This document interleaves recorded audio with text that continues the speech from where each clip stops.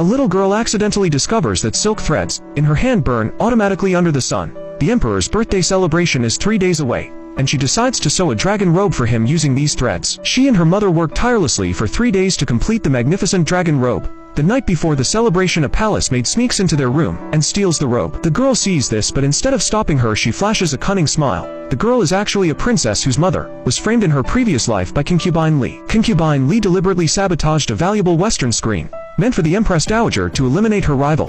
Under Concubine Li's threats, the mother sacrificed herself to protect her daughter's life. The girl watched helplessly as her mother died before her eyes, burying her hatred deep within. 20 years later, the girl inherited her mother's embroidery skills, becoming a renowned embroidery princess. She never forgot her mother's unjust death, and one day collapsed from overwhelming grief. When she opened her eyes, she had been reborn to 20 years earlier on the day of her mother's murder. Just as the eunuch was about to strike her mother with a dagger, she rushed forward to shield her. Though her mother was merely a humble embroiderer, the girl was a royal princess. Even with Concubine Li's backing, the eunuch didn't dare harm a princess. Fortunately, a senior eunuch from the Empress Dowager's side was passing by, and the girl immediately promised him she would present an even more magnificent screen to the Empress Dowager the next day. The senior eunuch, considering her royal status, agreed to give the mother-daughter pair another chance. The malicious Concubine Li ordered that not a single thread be provided to them to ensure their failure. Without silk threads, they couldn't embroider the screen, and her mother paced anxiously. The girl already had a plan, and that night she took her 2 brothers to the imperial aviary. In her previous life, she had discovered that the feathers of the golden pheasants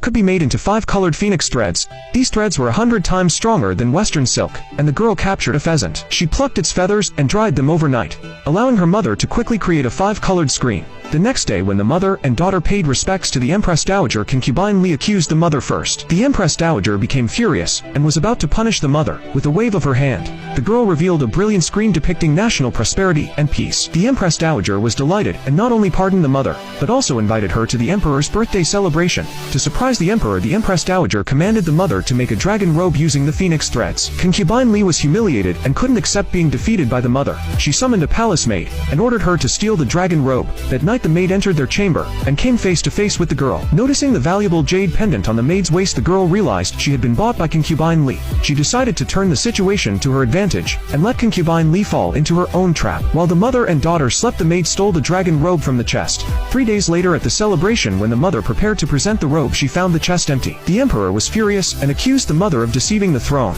Concubine Li seized the opportunity and presented the stolen robe. When the mother angrily questioned this, Concubine Li accused her of being the real thief. The palace maid testified that the mother couldn't even embroider. With both witness and evidence against her, the emperor ordered the mother's execution. The girl, who had been quietly observing, challenged Concubine Li, asking if she had embroidered the robe herself. Concubine Li swore that if she was lying, she would accept being torn apart by 5 horses and offered to help the emperor try on the robe. Just